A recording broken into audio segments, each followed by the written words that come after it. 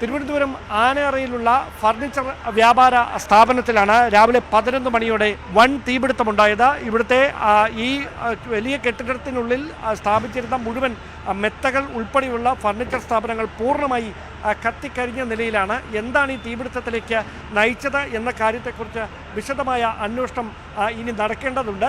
അത് ഷോർട്ട് സർക്യൂട്ടാണോ അതോ മറ്റെന്തെങ്കിലും കാരണമാണോ എന്ന കാര്യത്തിൽ ഇപ്പോൾ ഒരു സ്ഥിരീകരണമില്ല. ഗോഡൗൺ മുഴുവൻ കത്തി നശിച്ച നിലയിലാണ് എന്നാണ് അകത്ത് രക്ഷാപ്രവർത്തനത്തിന് നേതൃത്വം നൽകിയ തീയണയ്ക്ക് നേതൃത്വം നൽകിയ ഫയർഫോഴ്സ് യൂണിറ്റിലെ ഉദ്യോഗസ്ഥർ നൽകുന്ന വിവരം. വൻ തീപിടുത്തമാണ് ഉണ്ടായത്. 5 യൂണിറ്റുകളിൽ നിന്ന്, ചെങ്കൽച്ചോളയിൽ നിന്നും, ചാക്കയിൽ നിന്നും, തിരുവനന്തപുരത്തു നിന്നും, കഴക്കൂട്ടത്തു നിന്നുമുള്ള വിവിധ ഫയർഫോഴ്സ് യൂണിറ്റുകൾ ഏറെ നേരം പ്രയത്നിച്ചാണ് തീ അണച്ചത്. കാരണം ഈ ഗോഡൗൺ മുഴുവനായി കത്തിക്കരിഞ്ഞ നിലയിലാണ്. ഈ തീ അണച്ചതിന് ശേഷം ശേഷിച്ച ഭാഗങ്ങൾ താഴെ അങ്ങിങ്ങായി ചിതറിക്കിടപ്പുണ്ട്. ഈ കെട്ടിടത്തിൻ്റെ ഈ ഗോഡൗണിൻ്റെ മറ്റ് ഭാഗങ്ങളെയും ഇത് ബാധിച്ചിട്ടുണ്ട് എന്ന് തന്നെയാണ് വിവരം. അതുകൊണ്ട് ഇതുവഴിയുള്ള KSEBയുടെ വൈദ്യുതി ലൈൻ കട്ട് ചെയ്തിരിക്കുകയാണ്. പ്രധാനപ്പെട്ട റോഡിൻ്റെ ഭാഗമാണ് ഇത്. നിരവധി വാഹനങ്ങൾ ഓരോ മിനിറ്റിലും കടന്നു പോകുന്നൊരു വഴിയാണ്. അവിടെയാണ് ഇങ്ങനെയൊരു തീപിടുത്തം ഉണ്ടായത്. അതിലേക്ക് നയിച്ച സാഹചര്യം എന്താണ് എന്നതിനെ സംബന്ധിച്ച വിശദമായ അന്വേഷണമൊക്കെ ഇനി വേണ്ടിവരും. എന്തായാലും 1 മണിക്കൂർ നേരം വലിയ പ്രയത്നം നടത്തിയതിന് ശേഷമാണ് ഫയർഫോഴ്സ് യൂണിറ്റുകൾക്ക് കൂട്ടായ യജ്ഞത്തിലൂടെ ഈ തീ അണയ്ക്കാൻ കഴിഞ്ഞത്. സോഫാസ് ആൻഡ് മോർ സ്റ്റാൻലി എന്ന സ്ഥാപനത്തിലാണ് ഈ വലിയ തീപിടുത്തം ഉണ്ടായിരിക്കുന്നത്. എന്തായാലും ആളപായമൊന്നുമില്ല എന്നത് മാത്രമാണ് ആശ്വസിക്കാനുള്ള വക. ഗോഡൗൺ പൂർണ്ണമായി കത്തി നശിച്ച അവസ്ഥയിലാണ്. പുറകുവശത്തായിട്ട് ഒരു ജനറേറ്റർ റൂം, അല്ലെങ്കിൽ ജനറേറ്റർ അവിടെയാണ് സ്ഥാപിച്ചിരുന്നത്. അപ്പോൾ അവിടെ നിന്ന് ആണ് ഫയർ ആദ്യം ഉണ്ടായെന്നാണ് കരുതുന്നത്. അവിടെ നിന്ന് ഈ കെട്ടിടത്തിനകത്തേക്ക് സ്പ്രെഡായി.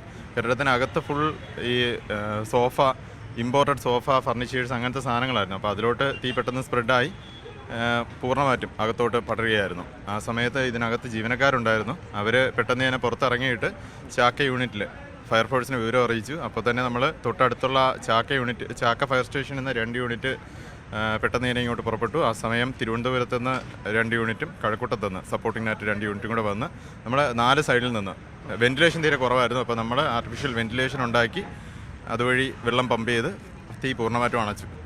ഉച്ച സമയം ആയതിനാൽ വലിയ ചൂടുണ്ടായിരുന്നു. അതോടൊപ്പം ഈ ഗോഡൗൺ ഈ ഷീറ്റിട്ട നിലയിലാണ് അതിൻ്റെ മുകൾ ഭാഗം. അതുകൊണ്ട് തന്നെ ഈ ചൂട് ഈ തീ കത്തിപ്പടർന്നതോടെ ചൂട് ക്രമാതീതമായി ഉയരുകയും മറ്റ് ഭാഗങ്ങളിലേക്ക് പെട്ടെന്ന് തന്നെ തീ പടർന്നു പിടിക്കുകയുമാണ് ചെയ്തത്. എന്തായാലും എന്താണ് ഈ തീപിടുത്തത്തിലേക്ക് നയിച്ചത് എന്ന കാര്യത്തിൽ വിശദമായ അന്വേഷണം വേണ്ടതുണ്ട്. അതുകൊണ്ട് തന്നെ അത്തരം നടപടികളൊക്കെ പിന്നീട് മാത്രമേ ആരംഭിക്കുകയുള്ളൂ. എന്തായാലും ഇപ്പോൾ ഇവിടെ നിന്ന് ഈ തീ അണയ്ക്കുന്നതിനാണ് ഫയർഫോഴ്സ് പ്രാധാന്യം നൽകിയത്. ആ നടപടികൾ വിജയകരമായി പൂർത്തിയാക്കിയിരിക്കുന്നു. പക്ഷേ ഇതിൽ ഇപ്പോഴും അപകടകരമായ അവസ്ഥയിൽ പല ഭാഗങ്ങളും തകർന്ന് അടർന്നു വീഴാവുന്ന നിലയിലാണ്. അതുകൊണ്ട് തന്നെ ആളുകളെ അകത്തേക്ക് പ്രവേശിപ്പിക്കുന്നത് കർശനമായി നിയന്ത്രിച്ചിരിക്കുകയാണ്. എന്തായാലും വലിയ തരത്തിലുള്ള ഒരു അപകടമാണ് ആളപായമില്ലാതെ ഒഴിഞ്ഞു മാറിയത്. എന്തായാലും വൻ തീപിടുത്തത്തിനാണ് ഇപ്പോൾ തിരുവനന്തപുരം കഴക്കൂട്ടത്തിന് അടുത്തുള്ള ആനയറയിലെ ഫർണിച്ചർ സ്ഥാപനം വേദിയായിരിക്കുന്നത്. സമയോചിതമായ ഇടപെടലിലാണ് ആളപായം ഇല്ലാതെ ഈ തീ അണയ്ക്കാൻ അഗ്നിശമന സേനയ്ക്ക് കഴിഞ്ഞത് എന്നതാണ് എടുത്തു പറയേണ്ടുന്ന കാര്യം.